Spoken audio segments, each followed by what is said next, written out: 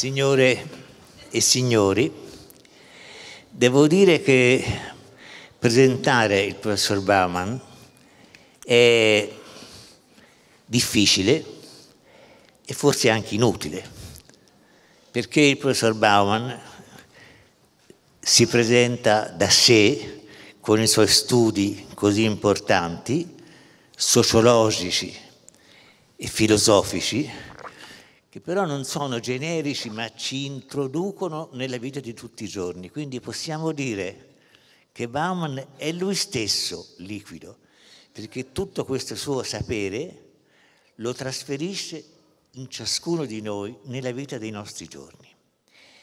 Io non sono un medico che è particolarmente a contatto con la vita delle cellule, occupandomi di malattie del sangue. E allora vorrei introdurre il problema dell'invecchiamento dal punto di vista mio, personale. Il problema dell'invecchiamento può essere visto come medicina o come cellule. Noi siamo composti di cellule, però è anche vero che possiamo avere tanti insulti nella vita da malattie, per cui queste nostre cellule praticamente possono morire mancando loro le funzioni vitali. E allora ci sono stati oggi degli avanzamenti rilevantissimi nelle aspettative di vita. Perché? Ma il primo grande passo avanti è stato fatto con Ignazio Simone Semmelweis, con la sepsi puerperale, poi grandissimi passi avanti nel ridurre la mortalità infantile e poi via via, tanto che oggi siamo a un'aspettativa di vita di 82 anni, non sono un demografo, quindi può darsi che mi sbagli sui dettagli, anche numerici, ma sembra che un bambino che nasce oggi abbia un'aspettativa di vita che arriva sui 100 anni. Questo con infiniti problemi, gli infiniti problemi di ordine sociologico, di ordine economico, di ordine di struttura della società, problemi sui quali di cui si è occupato molto attivamente il professor Bauman. Ma ecco, se noi riuscissimo a curare bene e a guarire tutte le malattie, quanto andremo avanti? Ci sono le tartarughe delle Galapagos che vivono 152 anni, il che vuol dire che queste cellule, alla fin fine nostre, hanno dei limiti, ma che sono dei limiti molto al di là di quelli che ci sono imposti dalle malattie. E allora questo limite nostro, il limite dell'invecchiamento, dell'invecchiare, è un limite estremamente liquido. Anche questo, appunto, è un limite liquido. Se noi dovessimo quindi pensare a organizzare una nostra società per una vita di 100 anni, probabilmente ci sbaglieremo. Si può darsi che si vada ancora più là. Questo è un bene, questo è un male, non lo so. La scienza certamente non è né bene né male. La scienza va avanti, è giusto che vada avanti, dovremo poi considerarla noi in tutte le sue applicazioni più spicciole e più pratiche. Mi auguro proprio che la conferenza che oggi ci farà il professor Bauman, illustre cultore, filosofo, dicevo prima, e sociologo, ci apra molto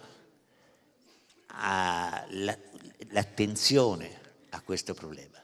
Comunque vorrei sottolineare che come questo dell'invecchiare è un invecchiare estremamente liquido. Anche l'invecchiamento è liquido. perché se anche riuscissimo a vincere tutte le malattie, probabilmente non riusciremo a vincere il limite imposto dalla vita delle cellule. Concludo, ma vorrei dire, siamo proprio sicuri che non riusciremo a vincere questo limite.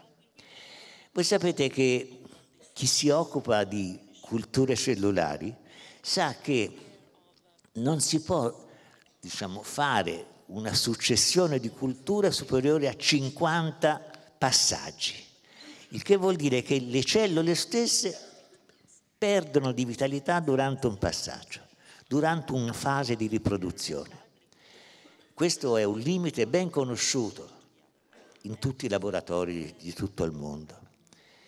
Si è visto che tutto questo dipende dal fatto che quando una cellula si riproduce perde un pezzettino di se stesso, che si chiama telomero.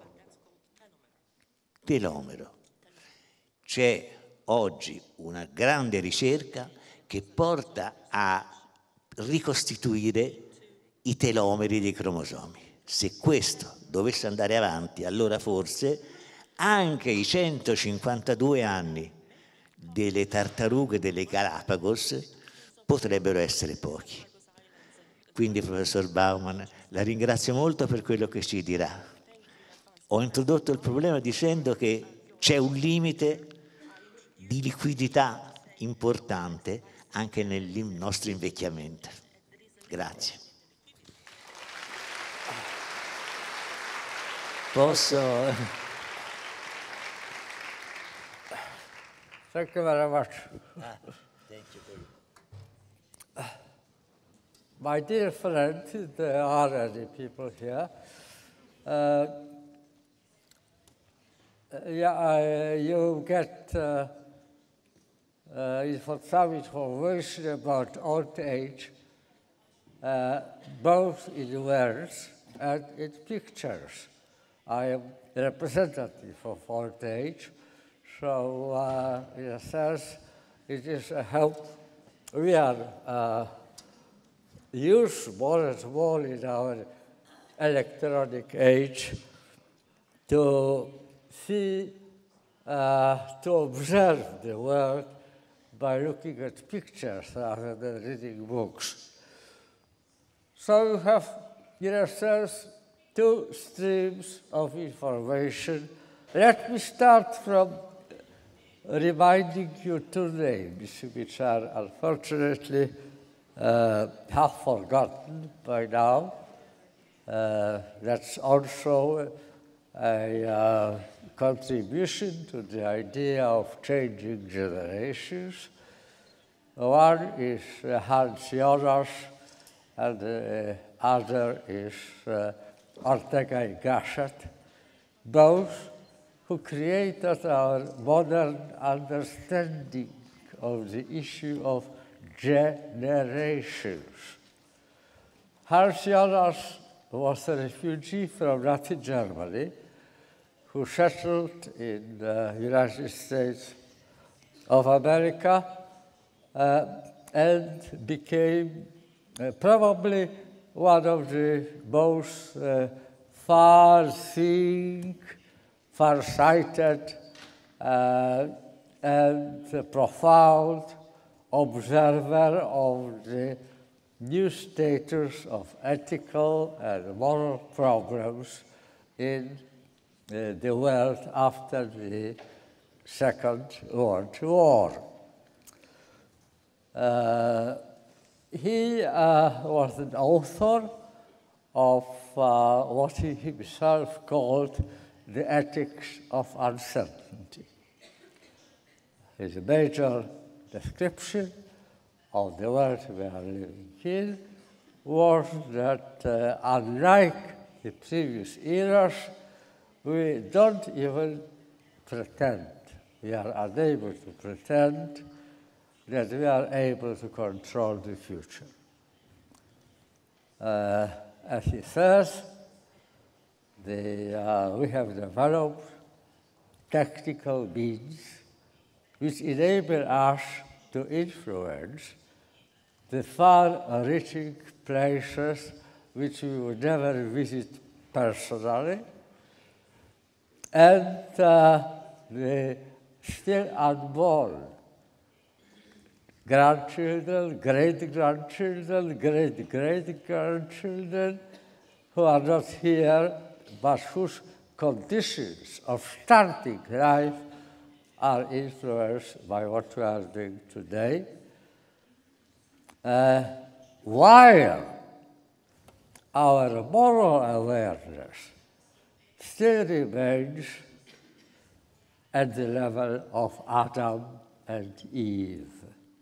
Namely, it is a morality of proximity, of things which are within our visibility, within our reach, not up to the standard of the logic of contemporary. The other, Ortega y Gasset. Ortega y Gasset, probably the greatest Spanish intellectual, who put, I think, the point, which is crucial to what I'm going to tell you, namely that the problem of generations is not so much the problem of the differences between them. There's no question that each generation is born under different circumstances, enters a slightly different world than the preceding and later generations did or are likely in the future to enter. And because of that, they carry a different luggage of life experience.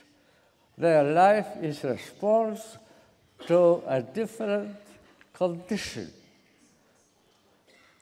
They are different. That's very important.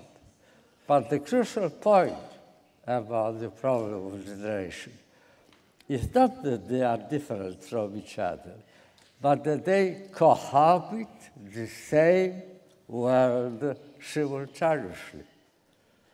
They live with each other, they cohabit the same planet, they communicate, and they cannot help entering very intimate relationship with each other.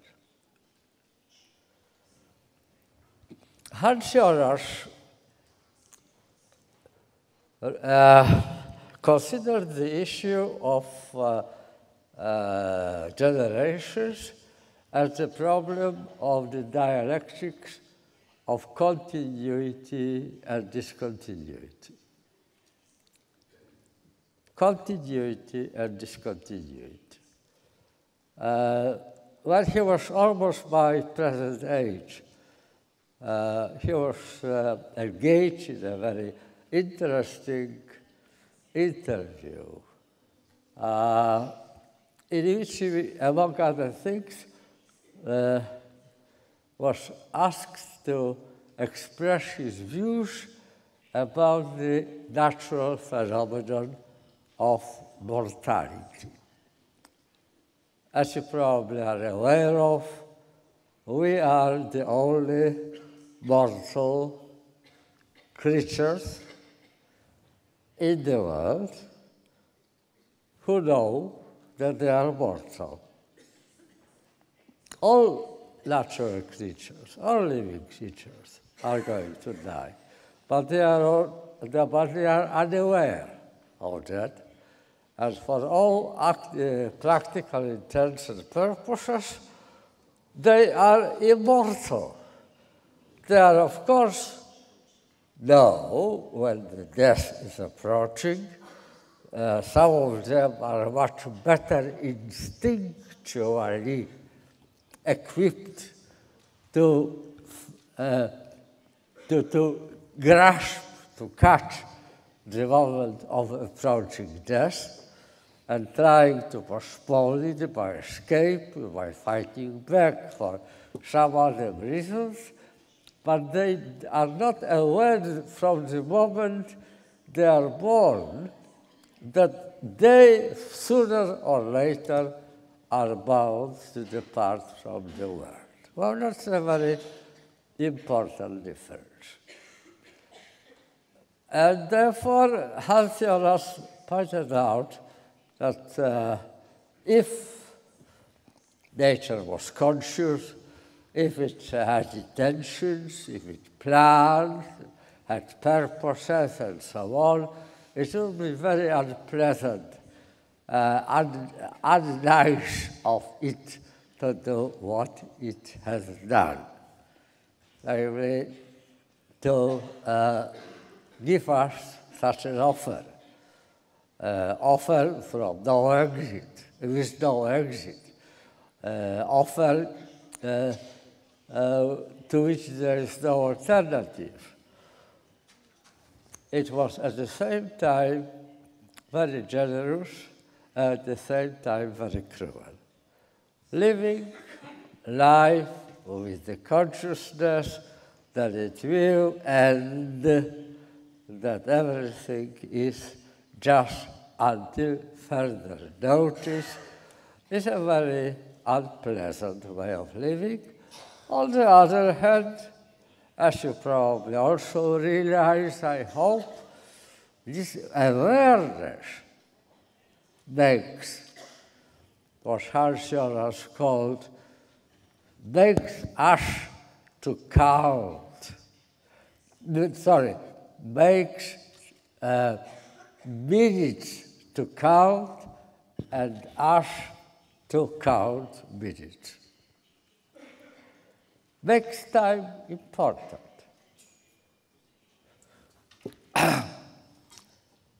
So, according to Hans, it is the best possible solution nature could find. Solution consists in survival of the species through the inevitability of mortality of every single member of the species. And Hans asked the big question, is it good for humanity or bad for humanity? And he answers, well, look, but Hans, I am in full intellectual powers. I can think, I'm interested in things, I read books, read what other people say, I write myself to talk to them, but with the flow of years, I can less and less understand modern poetry. I don't get much pleasure from modern music. I simply don't accept any more experience. I'm full of it. I resent novelty instead of opening arms to them as I used to do in my past life. Young people around me are not like that. They are not burdened with the luggage of the old experience. They are still open. They are still curious. They are still capable of replacing the relatively not too deeply entrenched habits by the new experiments and attempts to do something which hasn't yet received the authority amassed with the flow of time. So it's a problem of continuity and discontinuity. If we have what we call progress, if we have what we call creativity, if we have what we call history, then it is because of the dialectics of continuity and discontinuity. Well, it plays together with Ortega-y-Gasset's statement that what is really crucial problem is the problem of relationship between generations.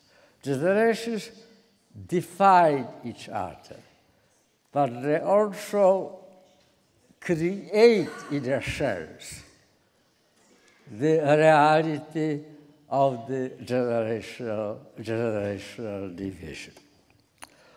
You can't speak about old people without in opposition with the young people, parents and children, teachers and disciples. They define each other. They are unthinkable, inconceivable without each other. So if you are engaged in analysis of generation problem, you always need to take into account this essential relationship between them, their interconnection, intercommunication, influence. There were, ladies and gentlemen, three big ways of playing this game, the dialectical game between generations. Three essential categories of reaction to this kind of a situation. One, is very often described as pre-modern. The other I would call solid modern. The third I would call liquid modern. What was the difference between them? In pre-modern, in early modern era, people were assigned to a particular place in society at the moment of their birth. It didn't matter very much whether they were young, middle-aged, or old. Their task in life was to remain true to kind. There is still very much alive English expression, keeping up with Genesis, doing what people belonging to the same category are doing, behaving like them, dressing like them, thinking like them, proceeding with life like them do, not falling out of step, not deviating from the norm. That was the matter of assignment to an estate, best expressed in the Hindu famous way of resolving the problem by creating a caste system. You belong to caste, you are born in a caste, you die in a caste, and you spend your life to the best of your ability exactly as member of this caste should do. Then came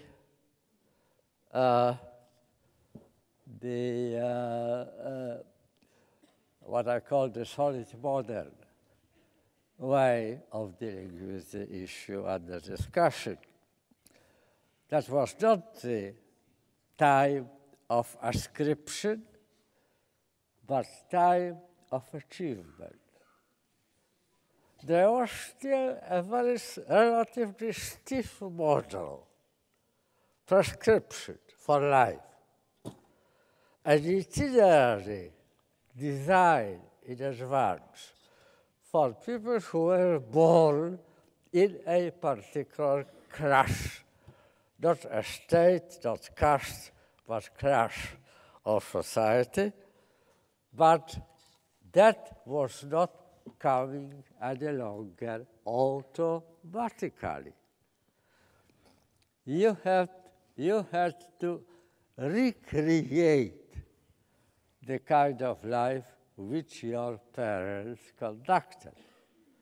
They created the form, the frame, the model to follow, to imitate, to emulate, and to prove daily that you are deserving, you are able, you have the skill to do just that.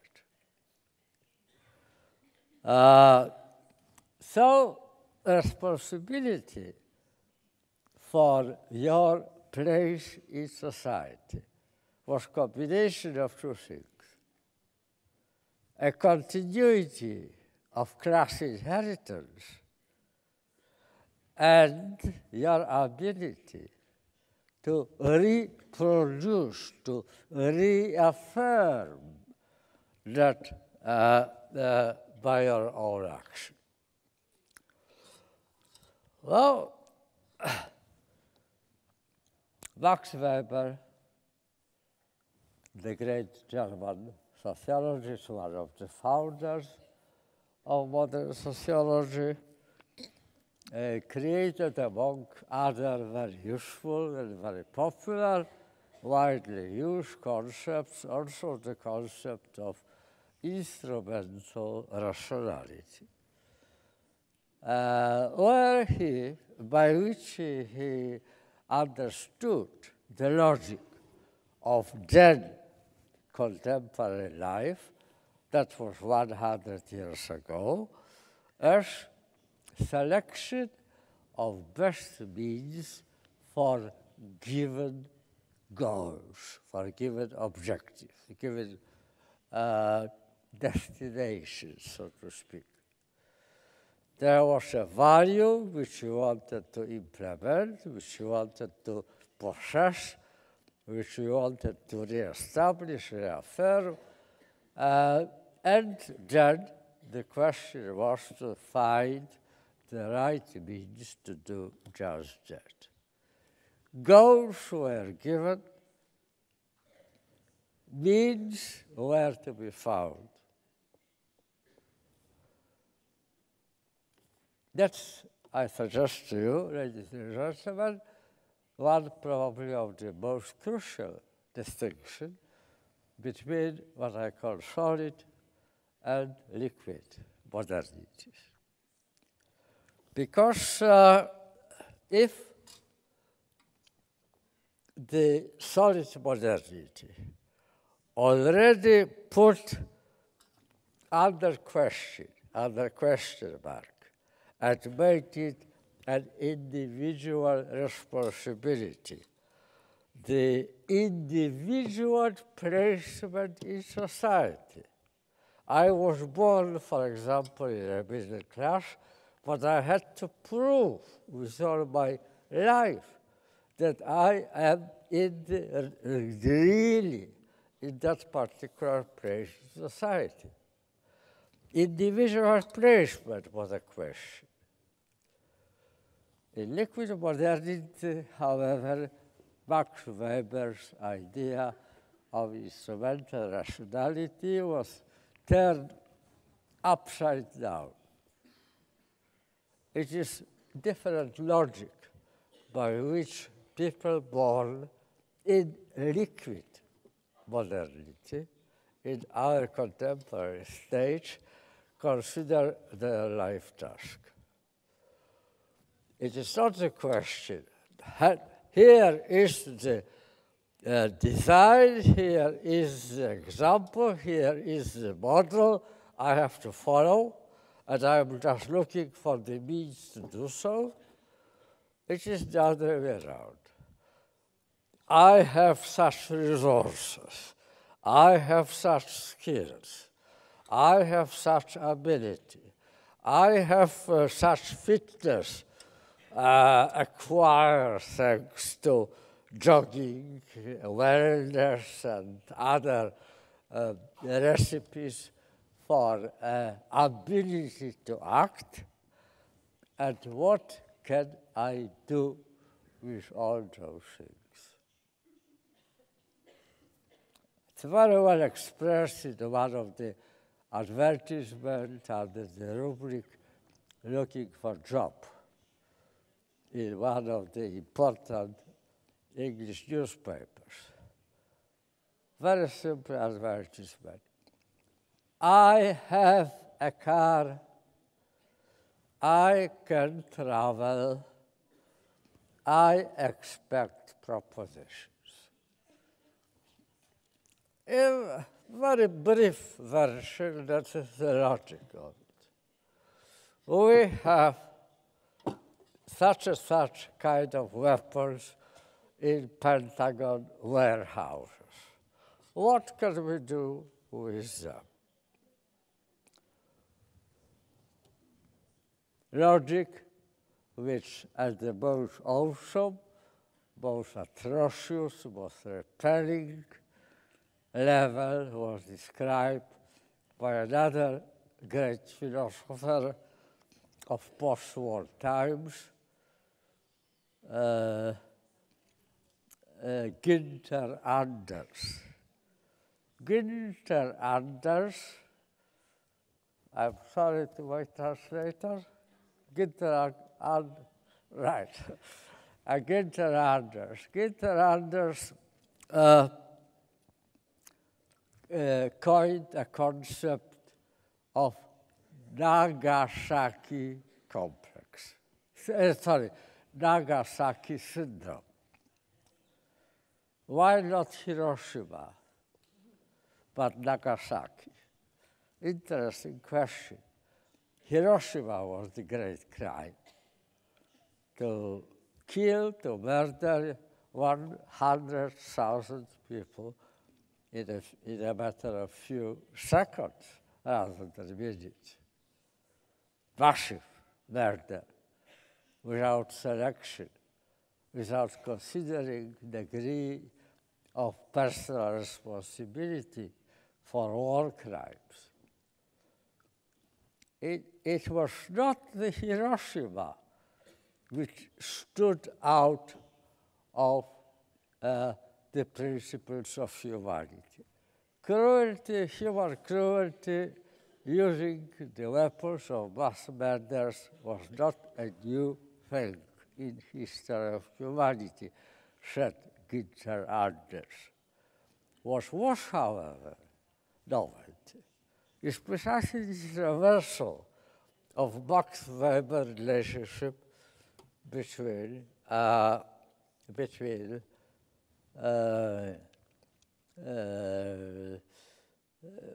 instrument and rationality.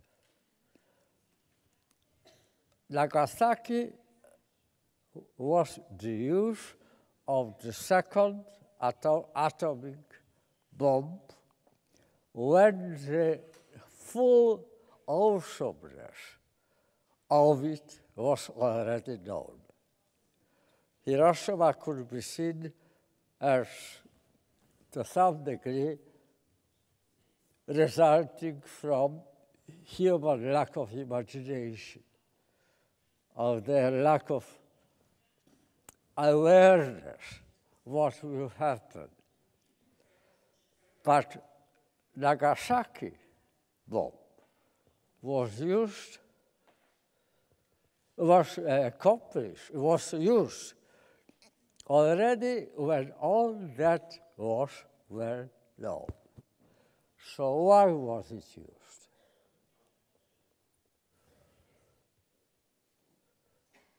Only because in Palo Alto they didn't produce one bomb, but two.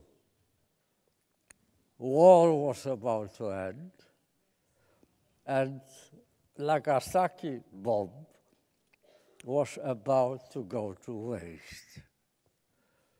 But we have these resources, we have this power, we can do it, so we will do it.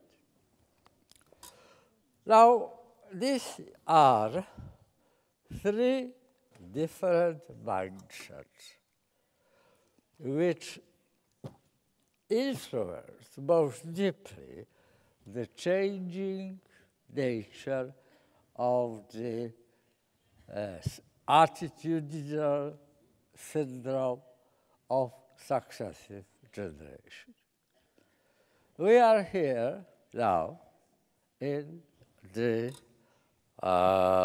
liquid modern part of human history, and we are under the influence of this third kind, third category, third type of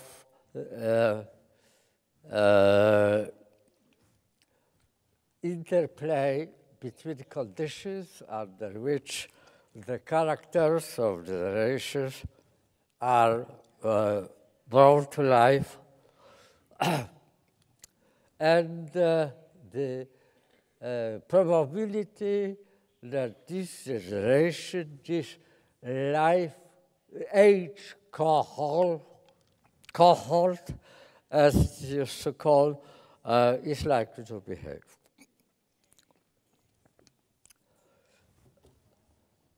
As far as old age is concerned, that's a very, very far-reaching and very seminal, consequential change which is happening now in our times.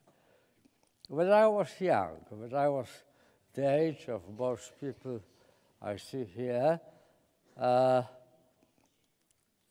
old age was a simple problem.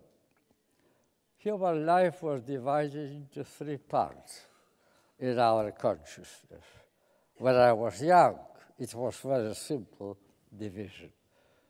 The first stage, use, the other, work, the third, decay. That's no longer the scheme with which we use when we look at the world. The very widely distributed, disseminated, and accepted is the idea that there is a force element in life. Use, okay. Working time, okay. But then before decay, or interacting, intertwining with the period of decay, there is also something called post-work life or retirement life as a separate kind, different kind of life which needs to be put together somehow, a formula to be found. I still remember before my retirement, I retired happily for a long time now, for almost 30 years. So it was some time ago.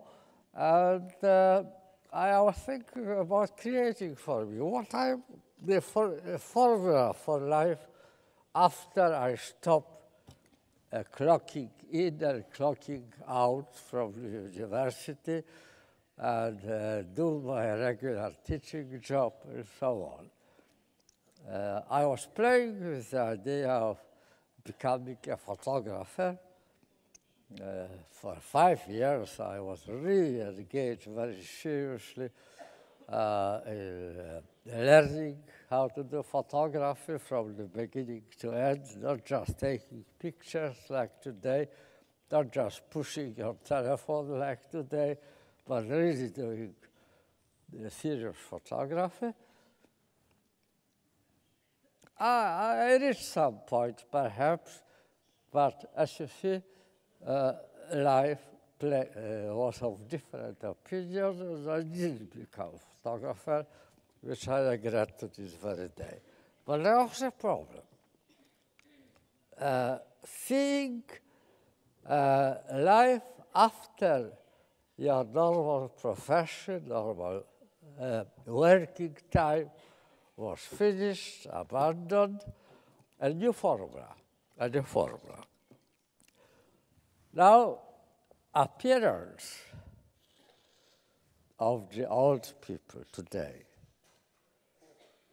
in this new frame, not very familiar yet. We are still experimenting. It is left very much to chance. It is left very much to also experimenting and competing with each other counselors.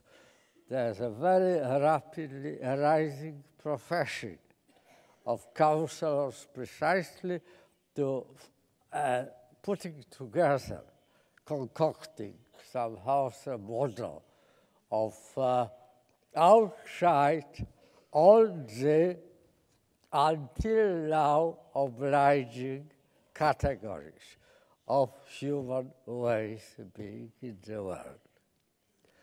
It is still very much in the process of creation, but it is inevitable that the appearance of this new category of people, old people, people still very much alive, but at the same time out of the accepted, established, well-entrenched, familiar categories of humans. Now, that is something which created problems for the old people themselves, but also in the widespread opinion, public opinion, created and continues to create problems for the world, for society. For themselves, what sort of problems?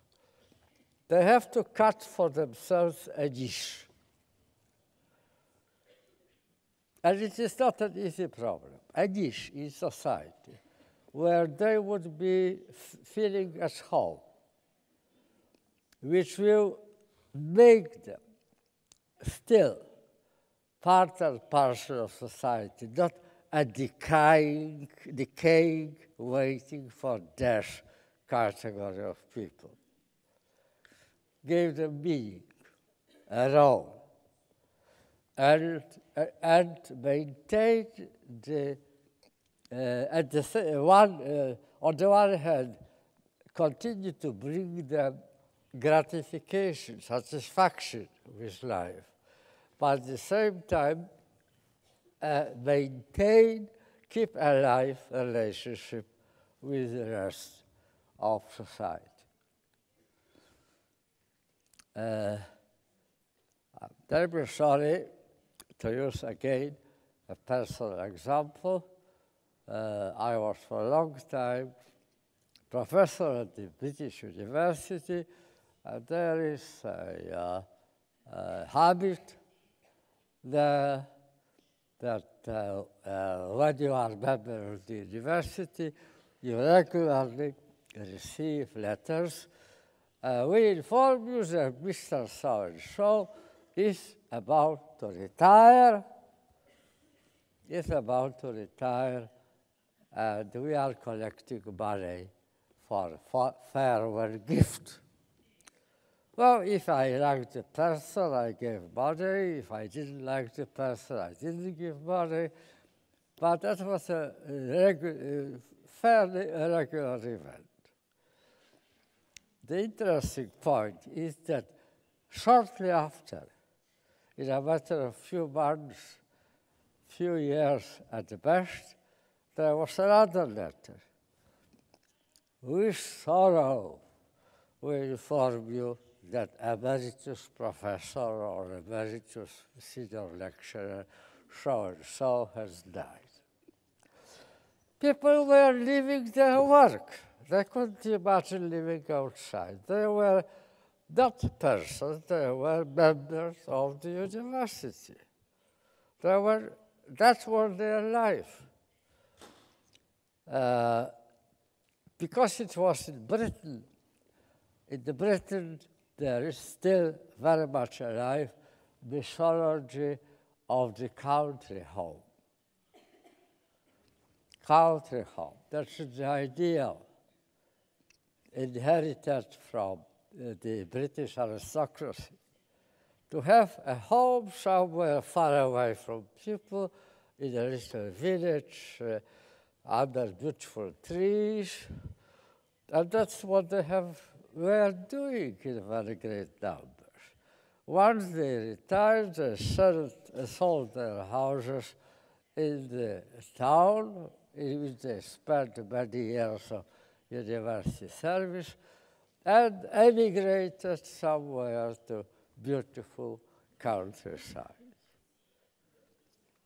What they didn't know was that they didn't only leave behind their familiar places to which they got used over the years, but the fact that they left behind their own life, their friends, their connections, links, connecting them with the rest of society, their natural environment in which their life had searched. And that's how also another reason to shorten their life. They were unable to find a new meaning for it. So it is still the problem of experimenting. I am not sure that with all these hordes of counselors and special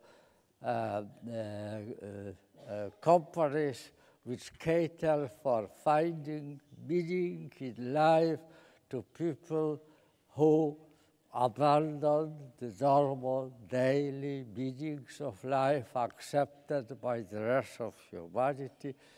With all that, I don't believe that this problem for oneself, how to create from scratch something to which you had no time and no concern, no will to consider before, how to go about that to your satisfaction.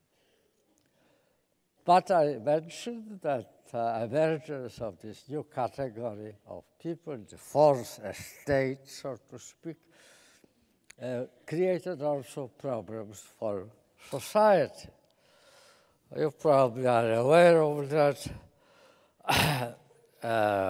how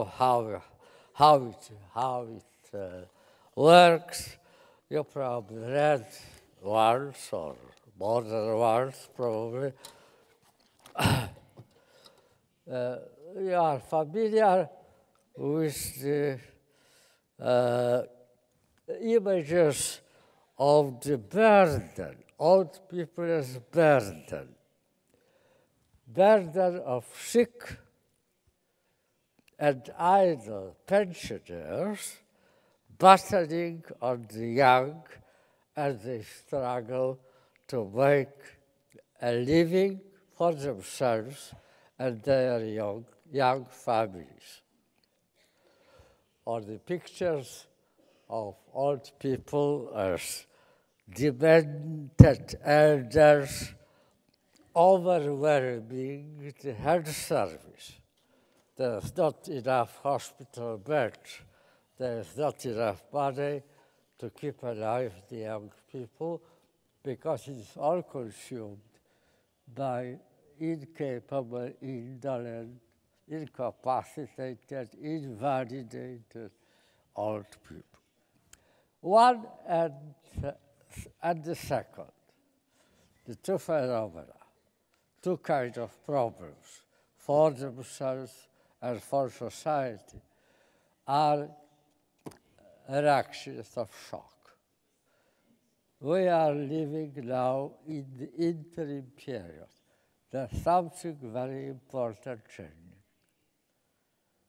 And normally, such an unprecedented and informed advance change and radical change create the expression of shock.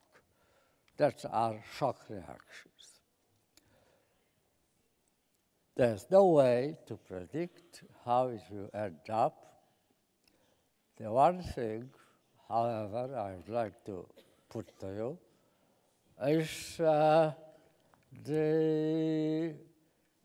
difficulty in resolving the issue created by another difficulty in communication between contemporary old and contemporary young.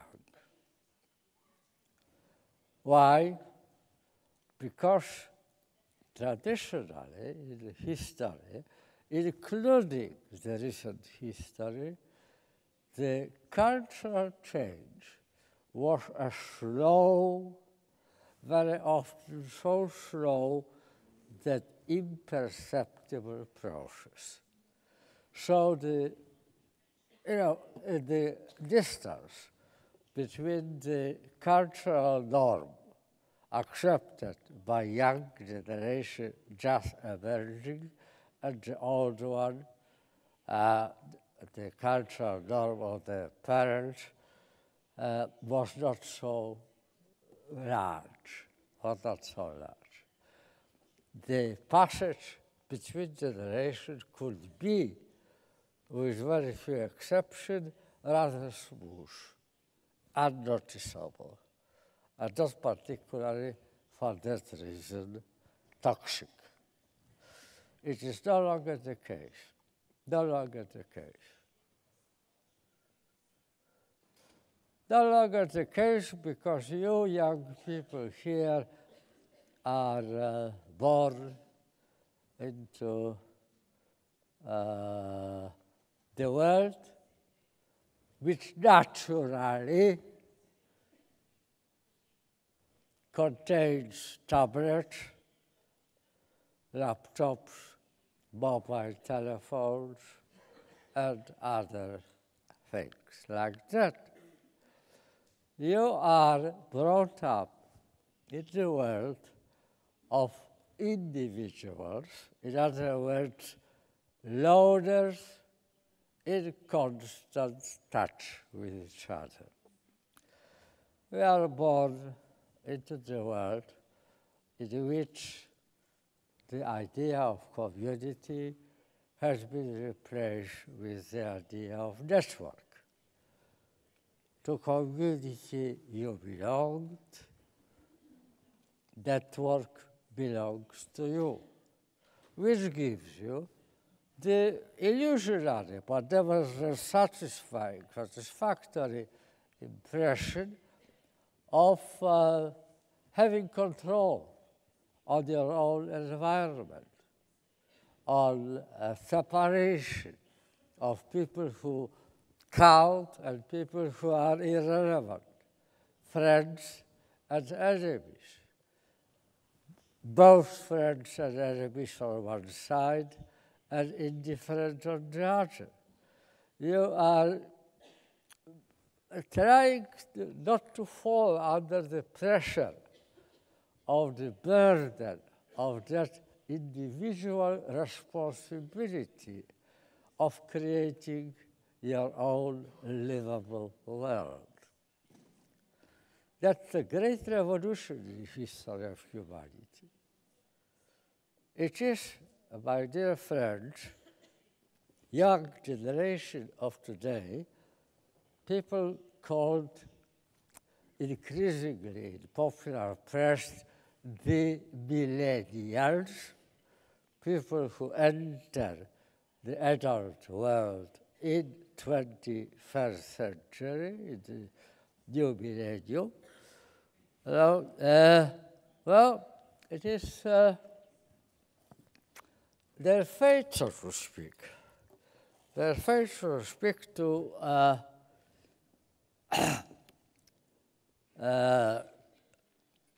establish the way in which the life will be conducted. But the problem is that in this life, I refer back to Max Weber, whom I already mentioned. It is not just the question that your responsibility, like the previous generation's responsibility, is to select the right or invent or find the right means to implement prescribed goals. The question is that the very places in society which you previously, your parents, your grandparents, needed to re-establish, recreate, re-entrench. Now these places themselves are no longer given. And you have to create them only in the new environment and new situation. The paradox of the present day young generation consists in the fact that at the same time their individual responsibilities are growing and growing and growing unstoppably. More and more life function, which for my generation, for example, were expected to be delivered to us collectively, are now your personal responsibility. As the great, unfortunately no longer with us, German sociologist Ulrich Beck pointed out, it is now our individual responsibility to resolve problems socially created. Individual responsibility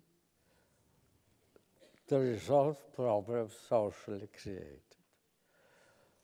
Individual responsibility forcing you to seek to use individually held resources, individual skills, individual ingenuity, individual imagination, individual talents, but individual, all of them, to resolve issues which require a collective action. Now, that's an uphill struggle. That's not an easy issue. But at the same time, that is the real problem. At the same time, when the way of actions are individual concerns and put on the shoulders of the individual shoulders, the gravity of tasks grows and transcends more and more the carrying power, the ability of individual possessions, individual resources, individual genius. Just think about the new issues which the old generation never faced because it was not aware of them. Just think about few of them that taken offhand, really. Things like survival of the planet. Survival of the planet. Something which didn't occur to our predecessors. Something of which I was blissfully unaware when I was a student. But which requires mobilization of solidarity, human solidarity, never before experienced. As the same Ulrich Beck, who I already mentioned, pointed out, that's another problem which is facing young generation, but not the old one. It didn't. We are living already, said Ulrich Beck, in a cosmopolitan situation, which means that whatever we do, whatever you do in Florence, has impact in faraway places, on Latin America, North America, on New Zealand, on Antarctic probably even. But we are short of the awareness of cosmopolitan situation.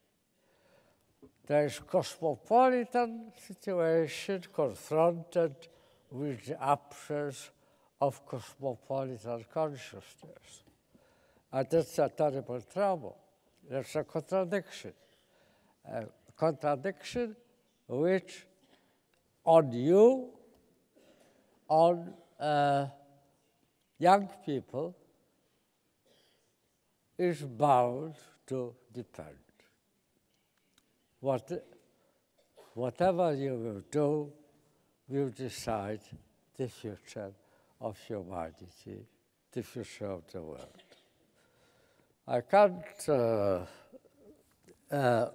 deny myself the pleasure to quote in this context Papa Francesco, Pope Francis, who I think is the one public figure in the limelight which puts this issue on the public agenda in the way which no other people in limelight are daring and able and able to deliver. He pointed out that we are living in this intermixed world, other expression for cosmopolitan. We are all intermixed. We are living in a hopelessly multicultural world. And we are facing a choice, very dramatic choice. Response to presence of strangers, people with different culture, different values, different languages, different traditions, different historical memories, in very close proximity.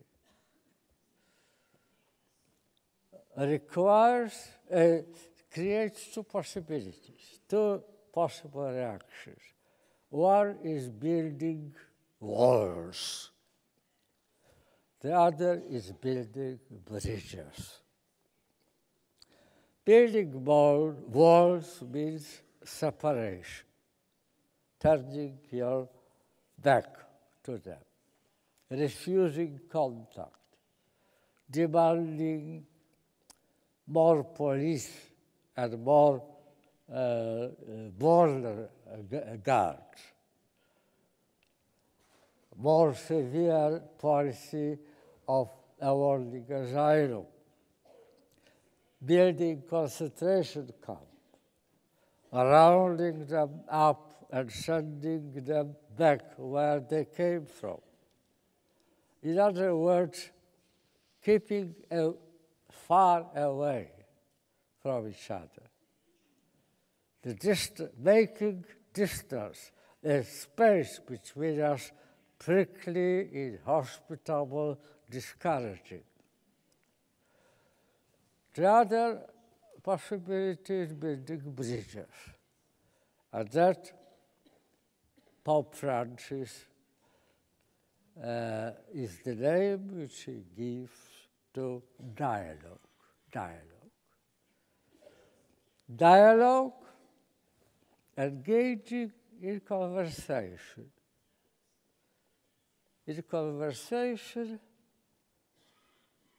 which is aimed not on dividing the people who take part into victors and defeated, but a conversation which enriches all sides by sharing experience, views of the world, understanding of the motives, intentions, and logic of human behavior, and so on. Dialogue, a real dialogue, is not a dialogue with people who share in advance their views. That is, such a conversation is only confirmation of the differences, not overcoming them. A real dialogue, my dear friends, is the conversation between people who hold to different views. Very often even contradictory views. That is the issue. That is why it is enriching.